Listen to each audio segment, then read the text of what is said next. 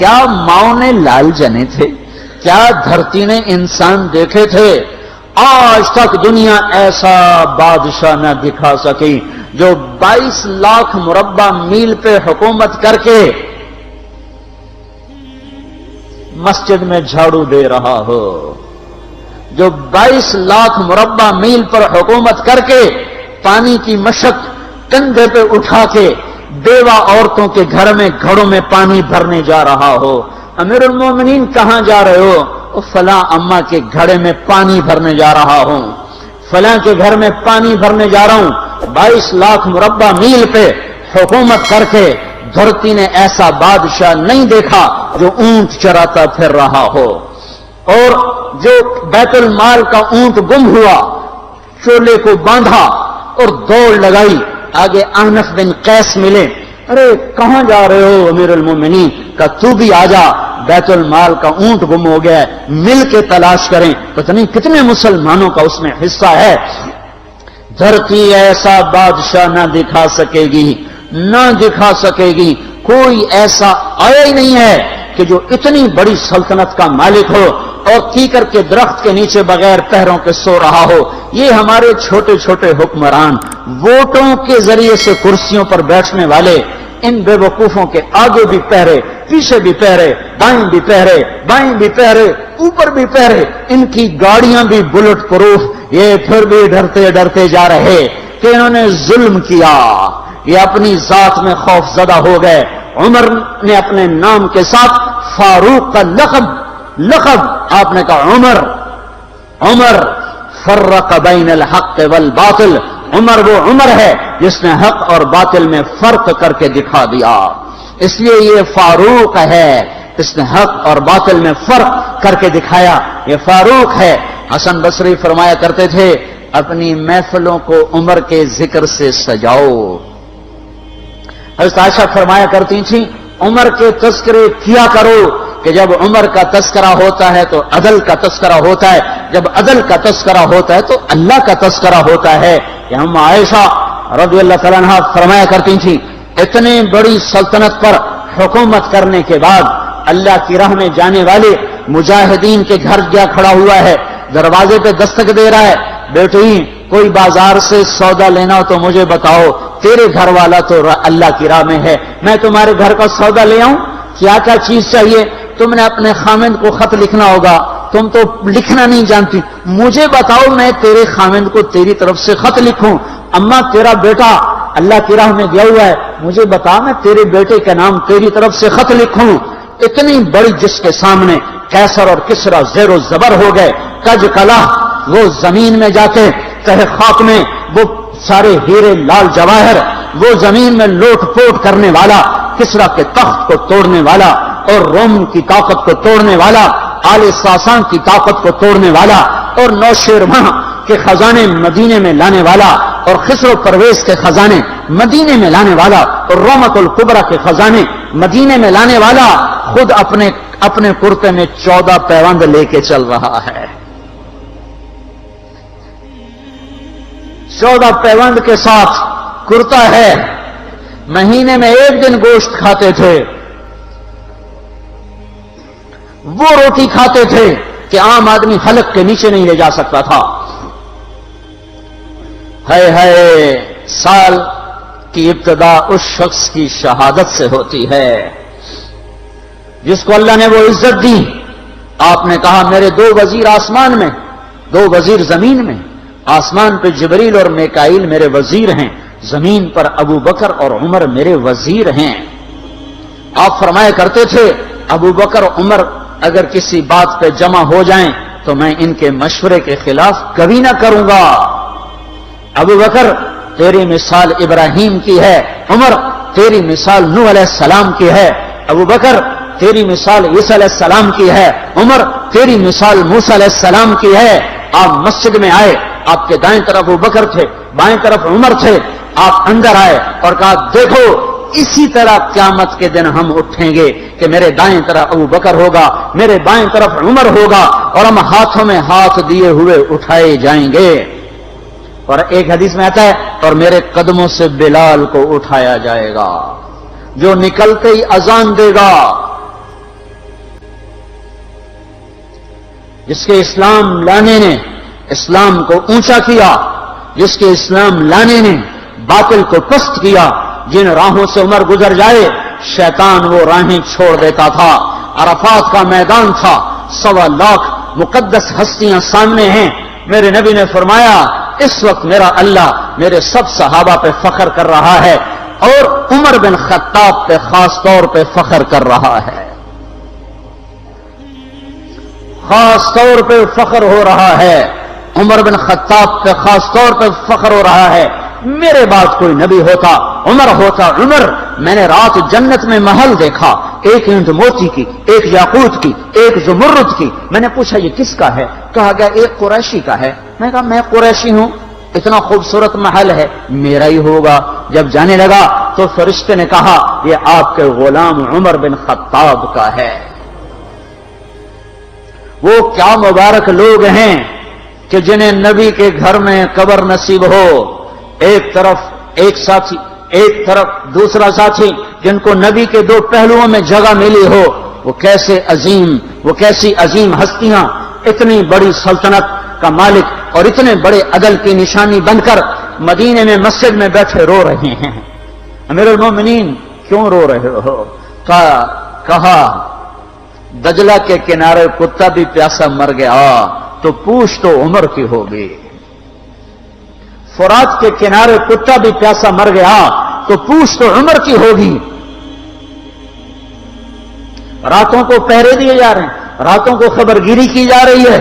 مدینے کے باہر ایک خیمہ ملتا ہے، چند بچے ملتے ہیں جو رو رہے ہیں۔ ایک عورت ہانڈی چڑھا کے دوئی پھیر رہی ہے۔ پوچھتے ہیں بہن یہ بچے کیوں رو رہے ہیں؟ کہ یہ بھوک سے رو رہے ہیں۔ ہانڈی میں کیا ہے؟ پانی، کچھ بھی نہیں۔ کیوں چڑھایا ہوا ہے؟ بہلانے کے لیے۔ سو جائیں گے روتے روتے؟ میرا اور عمر کا اللہ کے ہاں فیصلہ ہوگا۔ تو عمر کی ہچکیاں بن گئی کہ عمر کو بہن تیرے حال کی کیا خبر؟ کہ پھر ہمارا بادشاہ کیوں بنا ہے؟ اگر ہمارے حال کی خبر نہیں لیتا تو ہمارا خلیفہ کیوں بنا ہے؟ پر لگ گئے، بیت المال سے سامان نکالا، بوری بھری، سر پہ اٹھائی، کمر پہ اٹھائی۔ غلام اسلم نے کہا میں اٹھاؤں؟ کہ قیامت کے دن بھی میرا وزن تو اٹھائے گا۔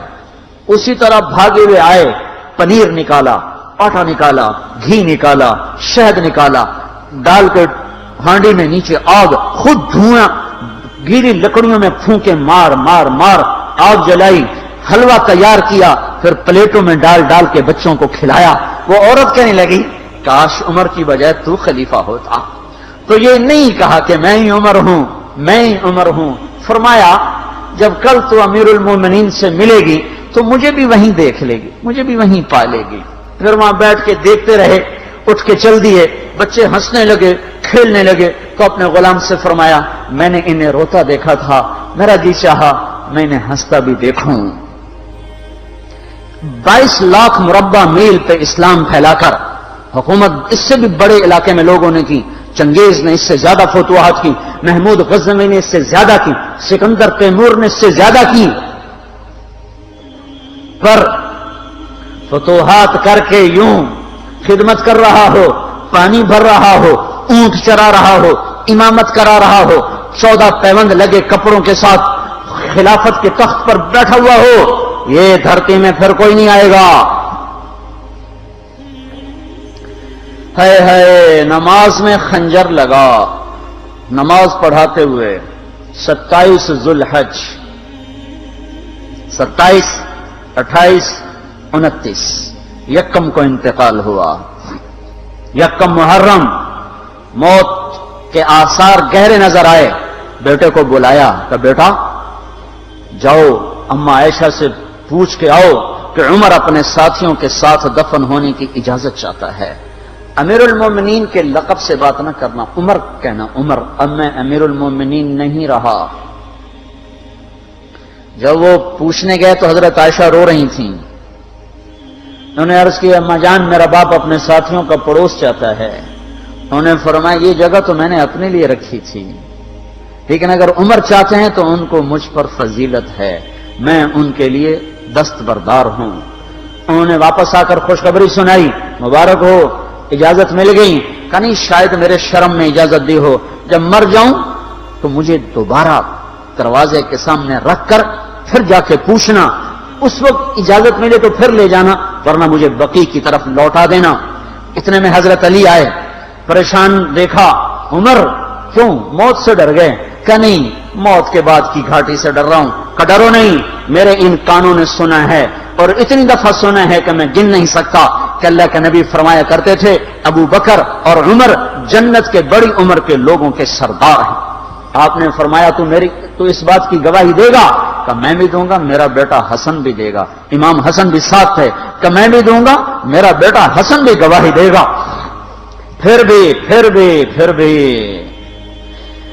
ہے جو جنت کی بشارتیں لیے ہوئے ہیں، 10 مبشرہ، ابو بکر جنتی، عمر جنتی، عثمان جنتی، علی جنتی، طلحہ جنتی، زبیر جنتی، ابو عبد الرحمن بن عوف جنتی، ابو عبیدہ بن جراح جنتی، سعید بن زید جنتی۔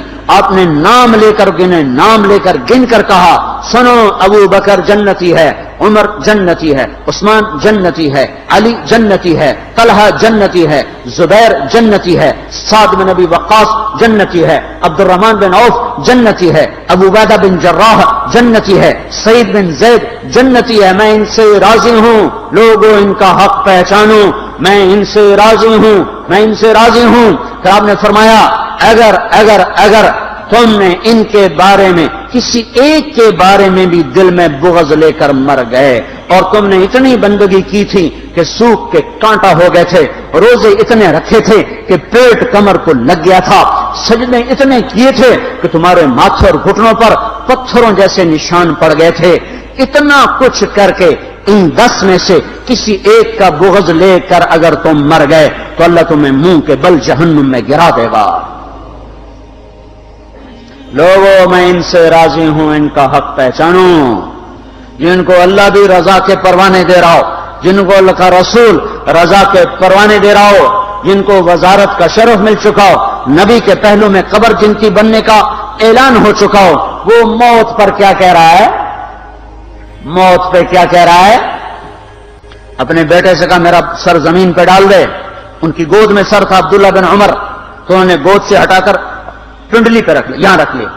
چلے گئے، کیا کہہ رہا ہوں سنتے نہیں ہو، زمین پہ ڈال دو۔ تو انہوں نے زمین پہ ڈالا تو اپنے چہرے کو مٹی میں رکھ دیا اور ایسے ملنے لگے اور کہنے لگے اے میرے رب، اگر تو نے عمر کو معاف نہ کیا تو عمر ہلاک ہو جائے۔ ویل لک یا عمر ولعمک ان لم یغفر لک ربک، عمر تیری ہلاکت ہے اگر تیرے رب نے تجھے معاف نہ کیا۔ یہ کہتے کہتے کہتے جان دے دی۔ 22 لاکھ مربع میل میں اسلام کو زندہ کرنے والا، این حالت نماز میں زخم کھا کے گرنے والا، مطلوب مصطفیٰ، وزیر مصطفیٰ، جنت کی خوشخبریاں لے کر پھر موت پر یوں کہہ رہا ہو اے اللہ تو نے معاف نہ کیا تو میرا کیا بنے گا؟ کیا بے طلبی ہے۔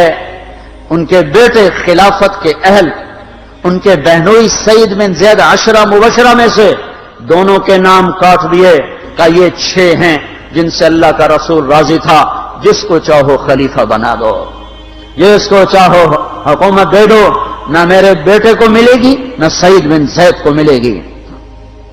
کسی نے کہا شوشہ چھوڑا، آپ کا بیٹا بھی تو بہت قابل ہے، اسی کو بنا دیں۔ تو اسے تو طلاق دینا نہیں آتا، حکومت کہاں سے چلائے گا؟ یہ ایک واقعہ کی طرف اشارہ کیا ہے، اس کے پیچھے کوئی واقعہ ہے جس کو انہوں نے یاد کر کے فرمایا وہ تو طلاق دینا نہیں جانتا، وہ حکومت کیا چلائے گا؟ حالانکہ بڑے صحابہ میں عبداللہ بن عمر کا مقام ہے۔ ہے جنازہ صہیب رومی نے پڑھایا، دروازے کے سامنے لا کے رکھ دیا گیا، سب لوگ جنازے کے ساتھ کھڑے ہو گئے، عبداللہ بن عمر اکیلے آگے گئے، دروازے پر دستک دی تو اما جان میرا باپ عمر بن خطاب دروازے پہ حاضر ہو چکا ہے، اندر آنے کی اجازت چاہتا ہے۔ تو عائشہ رضی اللہ تعالیٰ نے اپنی چادر کو اٹھایا اور روتے ہوئے باہر نکل گئیں۔ پھر لوگ اندر داخل ہوئے، قبر کھودی گئی، قبر کھودتے ہوئے عبداللہ بن عباس بھی قبر کے کھودنے میں شریک تھے، تو کہتے میرے کندھے پہ کسی نے ہاتھ رکھا، میں نے پیچھے مڑ کے دیکھا تو علی رضی اللہ تعالیٰ عنہ کھڑے رو رہے تھے اور فرما رہے تھے مجھے پتا تھا تو یہیں آئے گا، یہاں تیرے سوا کوئی نہیں آ سکتا، کہ میں نے ایک دفعہ نہیں کتنی دفعہ میں نے اللہ کے نبی سے یہ بات کا تکرار سنا، میں ابو بکر اور عمر، اس کا اتنا تکرار سنا ہے میں نے کہ مجھے یقین تھا یہیں آئے گا، تو اور کہیں نہیں جا سکتا۔ میرے بھائیوں، غفلت سے باہر آ جائیں، یہ دھوکے کا گھر، یہ مچھر کا پر، یہ مکڑی کا جالا، یہ دنیا کہیں ہمیں ہلاک نہ کر دے۔ ان لوگوں کو سامنے رکھ کے زندگی گزارو جنہوں نے اللہ کو راضی کیا، اس کے رسول کو راضی کیا، کلمہ حق کو بلند کیا، خیر کے ذریعہ بنے، شر کے مٹانے والے بنے، اور دنیا میں مرنے کے بعد بھی ان کے تذکرے ہدایت کا سامان بنے، ان کے تذکرے روشنی کا مینار بنے۔ ان کے پیچھے چلو، مغرب کے اندھیروں کی طرف مت دوڑو، وہاں تو سورج بھی ڈوب جاتا ہے، مغرب میں تو سورج بھی ڈوب جاتا ہے، اور تمہیں پکار کے کہتا ہے مغرب کی طرف نہ آنا، ادھر اندھیرا ہے، میں یہاں گم ہو گیا، تم کون سا سراغ ڈھونڈنے آئے ہو؟ دوڑو اللہ اس کے رسول کی پاک زندگی کی طرف، اس کے پاک صحابہ کی زندگی کی طرف، جن کو اللہ نے مرنے سے پہلے جنت ہاتھ میں دے دی، جنت کی بشارت دے دی،